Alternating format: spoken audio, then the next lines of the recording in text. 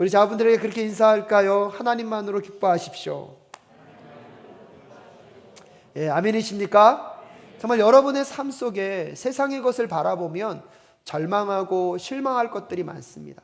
그런데 우리의 시선이 하나님을 향하게 되면 하나님만으로 기뻐할 수 있는 그 은혜가 우리의 삶 가운데 넘쳐날 줄로 믿습니다. 여러분은 느끼셨는지 모르겠지만 오늘 찬양 중에 기뻐하리 나오니까요, 춤추게 되겠더라고요.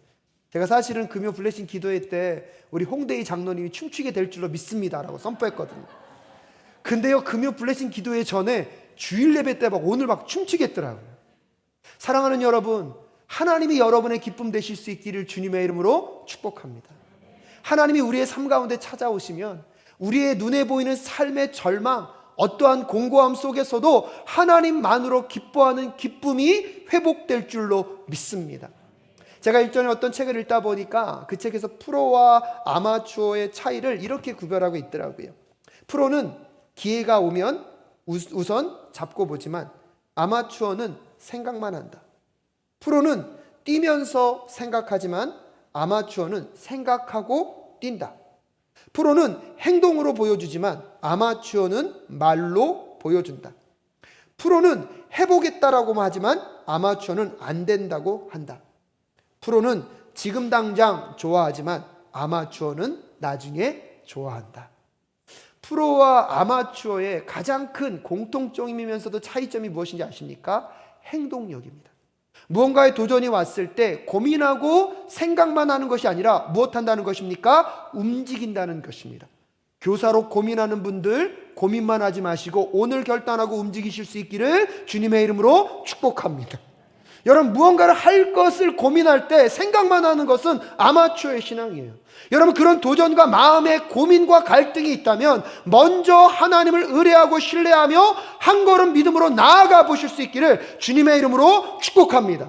그때 아마추어의 신앙에서 여러분 프로 신앙으로 나아갈 수 있음을 기억하실 필요가 있습니다. 그런 점에서 보면 신앙에서도요, 프로 신앙인은 무엇입니까? 말씀을 듣고 생각만 하는 사람이 아닙니다. 말씀을 듣고 고민하면 그 고민한 말씀을 갖고 한 주를 무엇해 보는 것입니까? 살아보는 것입니다. 오늘 이 예배에 참여한 우리 모든 성도님들이 아마추어의 신앙이 아니라 프로 신앙으로 나아갈 수 있기를 주님의 이름으로 축복합니다.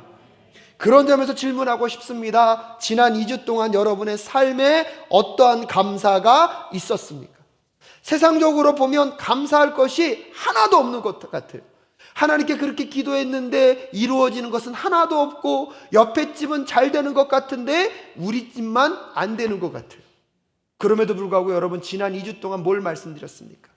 하나님이 하나님이셔서 이 땅 가운데 하나님은요 존재하지 않았던 적이 한 번도 없습니다. 그 하나님은 영원부터 영원까지 지금도 계시고요 앞으로도 계실 줄로 믿습니다. 또한 그 하나님이요 이 온 천지 만물을 뭐 하셨습니까? 창조하셨습니다. 그분이 창조하셨기에 오늘 우리가 숨 쉴 수 있는 거고요 오늘 우리가 이 자리에 존재할 수 있는 것입니다. 여러분의 삶에 크고 작은 불편과 어려움이 존재할 수 있지만 오늘 내가 숨 쉬며 이 예배의 자리로 나올 수 있는 것 하나님이 살아계신 증거이며 하나님의 온 천지 만물을 창조하신 증거임을 고백하십니까? 그렇다면 여러분, 이미 그리에겐 감사의 조건이 채워져 있는 것입니다. 오늘도 여러분의 삶 속에서 그 감사가 핑계가 아니라 감사를 선택하며 실천하며 움직이는 우리 모두가 될 수 있기를 간절히 소원합니다. 그래서 특별히 지난주에 제가 창조주 하나님께 감사라고 이야기하면서 선악과에 대한 이야기를 하였습니다. 여러분, 선악과는요 죄를 짓도록 유혹받으라고 하나님이 만들어 놓은 것이 아닙니다. 오히려요 그 선악과를 통하여서 우리에게 영적인 신호등을 주신 것입니다. 우리가 욕심을 내고 욕망으로 그 죄악 가운데 넘어갈 때 그 선악과가 깜빡깜빡 하면서 조심하십시오, 당신이 넘어올 손이 아닙니다라고 알려주시는 하나님의 영적 신호등과 같습니다. 그래서 유혹이 찾아올 수 있어요. 그럼 그 선악과를 바라보면서 끊임없이 우리가 그 유혹을 이기는 훈련을 할 수 있는 게 선악과라는 거예요. 마치 무엇과도 같습니까? 요즘 코로나 바이러스가 너무나 심한데요 그 코로나 바이러스를 극복할 수 있는 대안으로 정부에서도 적극적으로 우리에게 뭘 맞으라 그러죠? 백신을 맞으라 그럽니다. 여러분, 그 백신은요, 엄밀한 의미에서 보면 코로나 바이러스의 약한 버전이에요. 그 약한 버전을 우리의 몸에 심고 우리의 몸이 먼저 그것과 무엇하러 하는 것입니까? 싸우도록 해서 우리 안에 면역력을 키우는 거고요. 우리 안에 그 병균에 대한 면역력이 강력해지면 코로나 바이러스가 우리 안에 들어오더라도 싸워서 이기던지, 들어와서 병에 걸려도 병이 심각한 병으로 가지 않도록 우리의 몸을 준비시키는 게 무엇입니까? 그 백신이라는 것입니다. 그런 점에서 선악과는 무엇입니까? 하나님이 우리가 죄악의 길로 가지 않도록, 우리의 그 풍성한 삶이 무너지지 않도록, 하지만 우리의 자유를 최소한으로 제한하면서, 하지만 넘지 말아야 할 가장 마지막 경계선으로 무엇을 세워주신 것입니까? 선악과를 세워주신 것입니다. 그렇기 때문에 선악과는요, 우리를 유혹하고자 하는 것이 아니라 하나님의 절대적인 사랑을 보여주는 영적인 신호등인 것입니다. 선악과는 하나님이 온 천지 만물을 창조하셨고 우리가 피조물임을 잊지 말라고 하나님이 우리에게 영적인 백신으로 주신 영적인 신호등이 선악과인 줄로 믿습니다. 또한 그 선악과를 지켜가게 될 때 하나님이 우리에게 주길 원하시는 그 풍성한 삶, 하나님이 천지 만물을 창조하셨을 때 대충 창조하셨습니까? 최선을 다해서 창조하셨습니까? 예, 감사합니다. 이젠 대답을 하시네요. 설교 빨리 끝내라는 뜻이죠. 맞아요. 하나님은 전능자셔요. 그냥 만드셔도 돼요. 근데 어떻게 만드셨다고요? 최선을 다하여 만드셨습니다. 왜요? 누구 주시려고요? 우리 주시려고요. 왜요? 우리를 그만큼 사랑하기 때문입니다. 그래서 선악과를 바라보며 사단과 마귀가 우리에게 유혹합니다. 저것만 먹으면 너가 누구처럼 될 수 있다? 하나님처럼 될 수 있다. 저것만 먹으면 너가 눈이 밝아질 수 있다. 그런 유혹이 찾아올 때마다 우리의 영적인 주파수는 사단의 말에 귀를 기울이는 것이 아니라 하나님을 향하여 있어야 합니다. 그래서 없는 것으로 불평하기보다 하나님이 주신 그 풍성함, 하나님이 주신 그 세상을 바라보며 감사를 선택하는 것, 여러분, 그것이 선악과를 통하여서 우리를 훈련하길 원하시는 하나님의 마음이었고 뜻이었음을 생각하는 이 시간 되실 수 있기를 바랍니다. 그런 점에서 여러분 마음 가운데 있는 선악과는 안전하십니까? 오늘도 그 선악과는 여러분에게 영적인 신호등으로 유혹과 욕망으로 가득 찰 때마다 빨간불이 깜빡 키워지고 계십니까? 그 신호를 무시하지 마시고 그 선악과를 넘어가지 않으실 수 있기를 주님의 이름으로 축복합니다. 근데 문제는 뭐냐면요, 우리의 삶에 너무나 많은 부족과 결핍이 느껴진다는 것입니다. 하고 싶은 것은 많은데 못하는 게 너무나 많습니다. 무언가를 열심히 해보았지만 삶의 그 모든 것들이 만족되게 느껴지는 순간은 없습니다. 때로는요, 조금 무언가를 소유했지만 그것이 나를 만족시켜 주지를 못합니다. 끊임없이 또 다른 것을 원하고 바랍니다. 미국에서 차가 없을 때 소원은 딱 한 가지였어요. 하나님, 중고차도 줬사오니 차만 있게 하여 주시옵소서.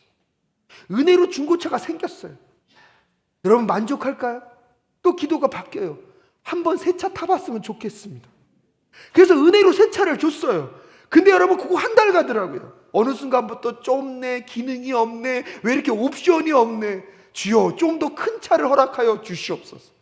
큰 차가 되면요, 좀 더 긴 차 주시옵소서. 긴 차가 되잖아요, 좀 더 넓은 차 주시옵소서. 넓은 거 되잖아요, 주님 높은 차 주시옵소서. 나중에 보니까요, 차가요 빌딩이 돼서 다니겠더라고요. 우리의 마음은요, 끊임없는 결핍과 부족을 느낄 수밖에 없습니다. 어떤 목표를 이루었다고 해서 여러분 만족할 것 같습니까? 아이들이요, 어떨 때 부모님들 좀 여러분 잘 들으십시오. 대학만 가면 좋겠다고 얘기해요. 그럼 끝나야 되잖아요. 애들도 그게 소망인 줄 알고 갔잖아요. 그랬더니 그 다음부터 또 얘기해요. 좋은 직장 가라고. 좋은 직장 가서 됐잖아요. 근데 또 얘기해요. 좋은 배우자 만나야 된다고. 끊임없이 무언가가 요구되어지고 결핍과 부족을 느낄 수밖에 없는 것들이 우리의 현실입니다. 우리의 직장, 사업, 건강, 재산, 인간관계, 연애, 외모 등의 모든 부분 안에서, 저는 외모는 아닙니다. 우리는 끊임없는 부족과 결핍을 느낄 수밖에 없는 존재입니다. 그런데 여러분, 그 선악과를 통하여서 우리가 바라봐야 할 것은 그 결핍과 부족이 아니라 하나님이 우리에게 허락해 주신 것들을 바라보는 영적인 주파수가 주님을 향하여 있을 수 있기를 주님의 이름으로 축복합니다. 그리고 한 걸음 더 나아가서 여러분이 묻고 싶은 것은, 그렇다면 여러분, 우리의 삶의 결핍과 부족이 잘못된 거냐는 거예요. 우리의 삶의 결핍과 부족이 정말로 문제가 있는 것이냐 하는 것입니다. 엄밀한 의미에서 보면 우리의 삶 속에서요, 완전히 채워진 것보다는 때때로요, 부족한 게 유익일 때가 있어요. 제가 미국에서 물병 갖고 다니다가요, 거기가 워낙 덥거든요. 좀 시원하게 갖고 다니고 싶으면 지혜 있는 사람 뭐예요? 냉장실에 넣어놓습니다. 냉동실에. 그럼 이 병이 어떻게 되죠? 꽉 얼어요. 그럼 하루 종일 시원한 물을 마실 수 있어요. 근데 어느 날 제가요, 그 물병이 요만큼 남아있는 게 싫은 거예요. 그래서 그 입구까지 가득 채워가지고 냉동실에 넣었어요. 꺼냈어요. 이 병 어떻게 됐을까요? 주부들만 아시네요. 터졌어요. 터지지는 않았고요, 이 밑바닥이요 톡 튀어나와가지고요, 옛날에 물병 마실 때 딱 놓으면 섰는데 안 서요. 자꾸 자빠져요. 심할 때는 뭐하죠? 진짜 터져버려요. 여러분, 물병에 물을 가득 채우는 게 좋습니까? 그럴 땐 그 결핍과 부족이 있는 게 좋습니까? 우리도 모르게 우리는 우리의 삶 속에서 무언가가 꽉 채워져야지만 좋다라고 생각합니다. 하지만 여러분, 중요한 것은요, 결핍과 부족은 잘못이 아니라는 것입니다. 우리의 아이들과요, 한번 우리를 비교해 볼까요? 그 아이들이 비교하면요, 우리가 부족함이 많습니까? 그 아이들이 부족함이 많습니까? 돈도 그렇죠, 실력도 그렇죠, 능숙함도 그렇죠. 삶에 대한 모든 것을 보면 결핍과 부족은 오히려 아이들이 더 많아요. 근데 여러분, 불평과 불만은 아이들이 많을까요? 어른들이 많을까요? 참 신기하지 않습니까, 여러분? 결핍과 부족이 잘못이고 문제라면 우리보다 결핍과 부족이 더 많은 아이들이 불평이 있어야 되는데 그 아이들보다는 오히려 더 우리가 불평과 불만이 많습니다. 오히려 그 아이들은요, 엄마 아빠를 신뢰하고 엄마 아빠들의 그 관계성에서 자기가 필요한 것들을 더 많이 얻어내고 채워가며 온전한 삶을 살아가고 있는 것을 경험하게 됩니다. 아담과 하와가 하나님의 그 천지된 사상 속에 창조를 받고 하나님께 보냄을 받았습니다. 하나님께서 아담과 하와에게 모든 것을 다 허락해 주셨지만 한 가지만은 안 된다. 그게 무엇이었습니까? 선악과였습니다. 그런데 여러분, 그 선악과에 대해서 그 아담과 하와가 욕망하고 욕심을 냅니다. 왜요? 저것을 뭐라고 느꼈기 때문입니까? 자의 삶의 부족과 결핍. 저것만 채워지면 마치 내가 누구처럼 될 수 있다? 하나님처럼 될 수 있다. 여러분, 여기서 한 가지 질문하겠습니다. 아담과 하와가 선악과를 따먹기 전에는 결핍과 부족이 있었을까요? 없었을까요? 한번 틀릴 걸 들어서 대답 못 하시니까 바로 넘어갈게요.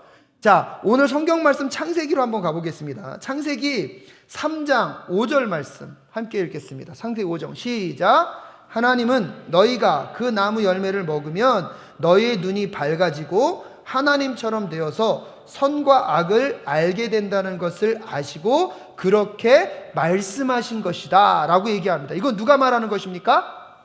사단이 말하는 거예요. 사단이 아담과 하와에게 얘기하는 거예요. 저 선악과만 따먹으면 너희의 눈이 어떻게 될 것이다? 맑아질 것이다. 그래서 너희들이 누구처럼? 하나님처럼 될 것이라고 얘기해요.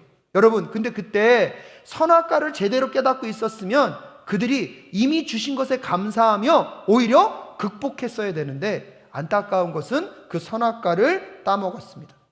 그러자 결과가 어떻게 됐습니까? 7절 말씀 함께 읽겠습니다. 3장 7절 시작. 그러자 두 사람의 자기들이 벗은 몸인 것을 알고 무화과 나무 잎으로 치마를 엮어서 몸을 가렸다라고 얘기하고 있습니다. 자, 여러분, 선악과를 따먹기 전에도 아담과 하와는 벌거벗고 있었습니다. 근데 그게 문제가 됐습니까? 안 됐습니까? 안 됐어요.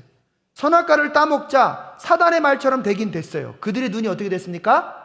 밝아졌어요. 근데 밝아지자 자기 자신과 서로를 바라보며 어떻게 느꼈다고요? 부끄러워하였다는 거예요. 여러분, 부끄러움, 그 다음에 아담과 하와가 누구를 두려워합니까? 하나님을 두려워하여 동산나무로 숨습니다. 여러분, 두려움과 불안은요, 결핍으로부터 오는 감정입니다. 그런데 여러분, 하나님 선악과를 따먹기 전에 여전히 그들은 벌거벗고 있었어요. 결핍이 있었어요. 부족이 있었어요. 근데 그게 문제가 되지 않습니다. 근데 선악과를 따먹고 나서 하나님과의 관계가 끊어지고 나니까 이제 그들의 결핍과 부족이 보이기 시작합니다. 서로를 바라보는 시선이 달라집니다. 자기를 인식하는 인식의 시선에 변화가 찾아오기 시작합니다. 그때부터 무엇을 느낍니까? 부끄러움을 느낍니다. 그때부터 불안해집니다. 그때부터 두려워집니다. 여러분, 그 결핍과 부족은요, 잘못된 것이 아닌데 하나님과 올바른 관계가 있을 때 그 결핍과 부족은 누구를 붙잡는 길이 되어야 됩니까? 하나님을 붙잡고 하나님을 의지하게만 되면 여전히 결핍과 부족이 있지만 하나님과 함께 온전한 삶을 이루어내실 줄로 믿습니다. 근데 문제는 하나님과의 관계가 끊어진 순간 이제 내 힘과 내 맘대로 내 뜻대로 사는 게 좋은 듯 했는데 오히려 그 결핍과 부족이 문제가 됩니다. 마음 가운데 불안이 찾아오고요, 어떤 대상에 대한 두려움이 생기기 시작합니다. 여러분, 두려움은요, 대상이 있어야 돼요. 대상이 있을 때 그 대상에 대한 두려움. 근데 불안은요, 대상이 없어요. 우리의 삶 속에서 하나님과의 관계가 온전하면 결핍과 부족이 문제가 되지 않는데 하나님과의 관계가 죄로 인하여 끊어지니까 그때부터 결핍과 여러분 부족이 우리의 삶의 불안과 두려움으로 다가오게 되었다는 사실을 기억하셔야 합니다. 무엇이 문제입니까? 결핍과 부족입니까? 하나님과의 관계입니까? 이게 굉장히 중요합니다. 갑자기 부족해지고 갑자기 결핍된 인생이 된 것이 아닙니다. 아담과 하와의 삶의 환경이 바뀐 것은 하나도 없습니다. 단지 하나님과의 관계가 죄로 인하여 깨어지니까 자신을 바라보는 눈, 서로를 바라보는 시선이 바뀜으로 인하여서 부끄러워하고 불안해하고 두려워하게 되었다는 사실을 기억하십시오. 죄의 결과는 우리에게 불안을 가져다 줍니다. 죄의 결과는 우리에게 두려움을 가져다 줍니다. 죄의 결과는 우리에게 불평을 가져다 줍니다. 사랑하는 여러분, 그 죄의 문제가 끊어질 수 있기를 주님의 이름으로 축복합니다. 근데 문제는 무엇입니까? 그 죄의 문제를 우리가 해결할 수 없다는 것입니다. 한번 죄 지은 사람에게 있어서 그 죄를 극복하고 해결할 힘이 우리에게 없다는 것입니다. 그래서 오늘 성경 본문 말씀은 하나님이 출애굽 사건을 통하여서 이스라엘을 구원하신 것을 통하여서 하나님이 어떻게 우리에게 구원자로 다가오셨는지를 설명해 주고 있습니다. 죄의 싹은 사망이고요, 그 죄로 인하여서 온 인류의 사람들이 죄의 그늘 아래로 들어갔습니다. 하나님과의 온전한 관계 속에서 살아가면 그분의 통치 속에서 결핍과 부족이 있더라도 하나님과의 관계 속에서 온전한 풍성한 삶을 누릴 수 있는데 죄로 인하여서 사망과 저주의 그늘 아래서 사단의 종로를 타게 되니까요, 이제 결핍과 두려움 때문에 걱정과 염려와 불안과 두려움 가운데 쌓여있는 우리들의 인생. 하지만 그 죄의 문제를 풀 수 있는 것은 이 세상에 그 누구도 없기 때문에 하나님은요, 하나님의 권능과 주권으로 그 죄의 문제를 해결하기 위하여서 우리에게 먼저 다가와 주셨습니다. 할렐루야. 그래서 오늘 본문 말씀 10절을 보십시오. 이집트의 맏아들을 치신 분께 감사하여라. 그 인자하심이 영원하다. 이스라엘을 그들 가운데서 이끌어내신 분께 감사하여라. 그 인자하심이 영원하다. 12절 말씀 함께 읽겠습니다. 시작. 이스라엘을 강한 손과 펴신 팔로 이끌어내신 분께 감사하여라. 그 인자하심이 영원하다. 아멘. 여러분, 이 12절 말씀은요, 고대 근동에서 나라와 나라가 싸울 때에 그 나라와 나라와의 싸움은 그냥 나라와의 싸움이 아니라 누구와 누구와의 싸움이니까 신과 신과의 싸움이거든요. 우리의 신이 이겼을 때, 우리가 전쟁에서 승리할 때, 그때 고대 근동에서 표현하는 관용적인 언어가 오늘 12절 말씀이에요.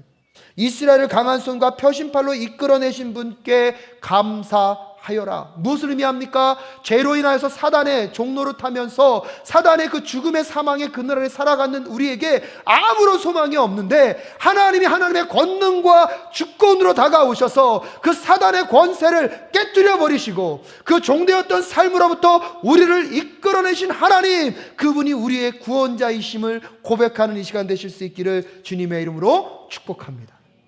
그래서 첫 번째로 구원자의 이미지는요, 하나님의 권능과 주권으로 우리에게 먼저 다가오셔서 우리를 건져내셨다는 것입니다. 그러고 나서 건져내신 그 하나님이 13절에 보면요, 홍해를 두 동강으로 가르신 분께 감사하여라, 그 인자하심이 영원하다라고 표현하고 있습니다. 여러분, 이스라엘 민족들이 이집트로부터 건짐을 받았습니다. 나왔는데요, 그들의 앞에 뭐가 막혀 있습니까? 홍해 바다가 막혀 있습니다. 홍해는요, 인간의 힘으로 넘을 수 있는 바다가 아닙니다. 그래서 이 홍해는요, 인생의 절망, 죽음과도 같은 가장 어려운 순간을 상징하고 있습니다. 그런데 여러분, 하나님은요, 지금 권능과 주권으로 이스라엘 민족들을 뭐하고 계셨습니까? 구해내셨잖아요. 근데 그들의 인생 앞에 뭐가 놓여 있다는 것입니까? 홍해가 놓여 있다는 것입니다. 죽음과도 같은 절망, 정말 죽음과도 같은 우리의 상태를 하나님이 뭐 하십니까? 가르십니다. 할렐루야. 여러분, 홍해가 갈라질 때 여러분 상상해 보십시오. 이 바다가 쫙 갈라지면서 이 물이요, 좌우로 어떻게 되죠? 벽이 세워집니다. 이스라엘 민족들은 이 홍해가 갈라지는 것을 무엇으로 봅니까? 눈으로 보고요. 제가 상상해 봤어요. 홍해를 지나갈 때 아마 저 같으면 그랬을 것 같아요. 제일 가장자리로 갈 것 같아요. 그래서 지금 여기 뭐가 서였죠? 물벽이. 저는 손을 넣어보면서 갈 것 같아요. 야, 이 벽 누가 세우셨구나? 죽음과 같은 이 홍해 누가 가르셨구나? 저는 오감으로 느껴보고 싶어요. 이 말씀을 묵상하면서 오늘 여러분에게 거룩한 상상력이 발동되셔서 여러분의 삶에 죽음과 같은 홍해가 놓여있다 할지라도 하나님이 오늘 그분의 주권과 능력으로 그 홍해를 가르실 줄로 믿습니다. 여러분의 눈으로 보게 하심과 동시에 그 사이를 뭐하게 하신다고요? 여러분, 걸어갈 때 그냥 걸어가지 마세요.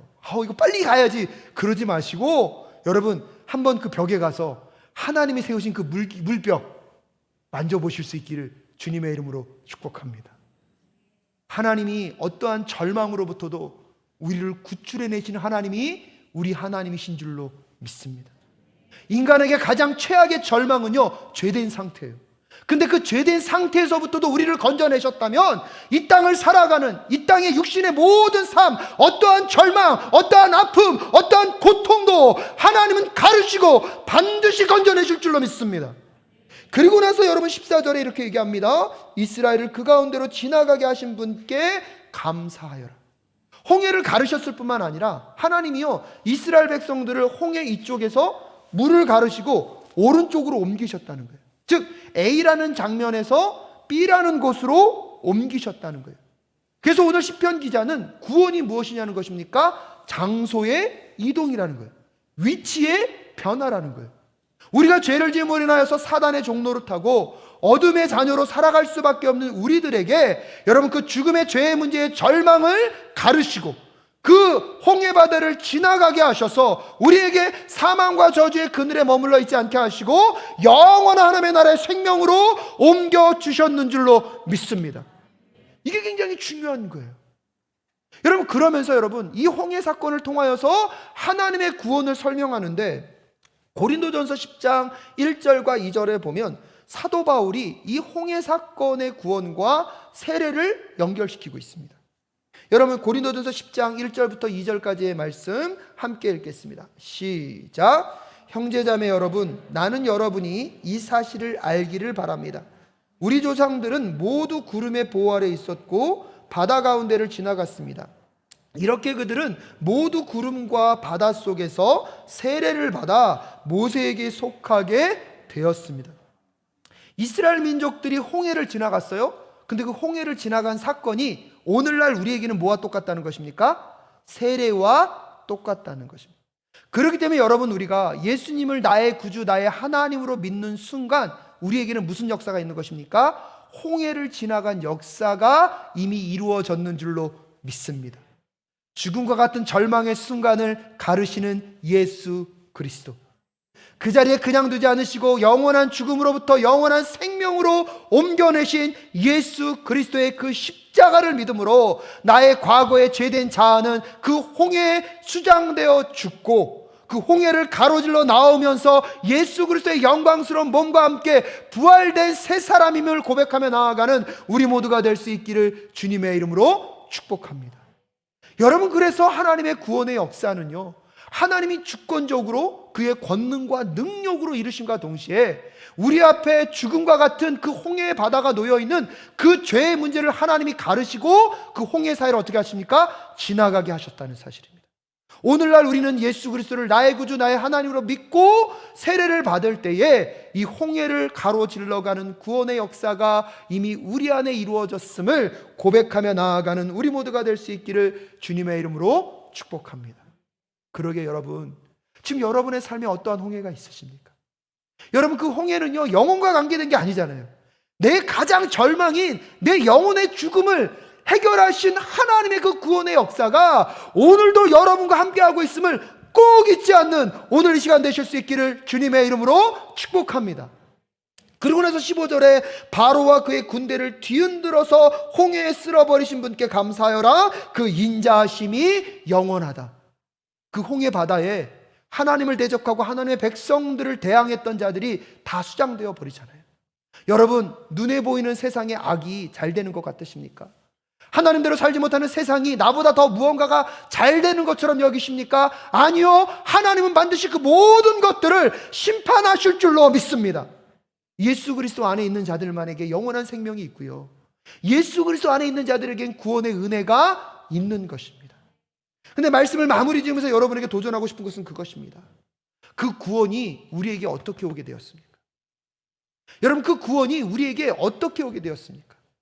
사실 여러분, 우리가 선악과를 먼저 따먹었고요, 우리가 하나님께 먼저 범죄를 저질렀잖아요. 엄밀한 의미에서 보면 하나님의 뺨을 우리가 먼저 때렸잖아요. 그리고 하나님께 선언했잖아요. 나는 당신과 관계 끝입니다. 오늘부터 나는 당신을 따르지 않겠습니다. 옛날에 그런 말 있잖아요. 친구들, 난 오늘 너와 절교야. 그게 뭐예요? 관계를 끊겠다는 거죠. 누가 먼저 그 일을 했습니다? 우리가 먼저 했잖아요. 그렇게 죄를 짓고 이 문제가 감당이 안 됩니다. 근데 놀라운 건 뭔지 아십니까? 먼저 상처받으시고, 먼저 공격받으시고, 먼저 배신당하신 하나님이 우리가 절망 가운데 해결될 수 없음을 아시고 그분의 권능과 주권을 갖고 우리에게 먼저 다가와 주셨습니다. 그렇게 하실 뿐만 아니라 죽음의 모든 것들을 가르시고 우리에게 구원을 주신 하나님께 감사하며 나아가는 우리 모두가 될 수 있기를 주님의 이름으로 축복합니다. 왜요? 구원은 뭔지 아십니까? 우리의 삶에 다시 기회를 주시는 거잖아요. 온 천지 만물을 창조하시고 아담과 하와에게 이 모든 것들을 주시면서 제발 저 선악과만은 안 된다, 이것이 너와 나와의 관계를 지키는 것이다. 근데 그 선악과를 따먹음으로 하나님과 우리와의 관계가 깨어졌는데 하나님이 다시 우리에게 찾아오셔서 우리를 십자가의 구속의 사건으로 구원하시면서 우리에게 다시 기회를 주신 사건, 여러분, 그것이 구원의 은혜입니다.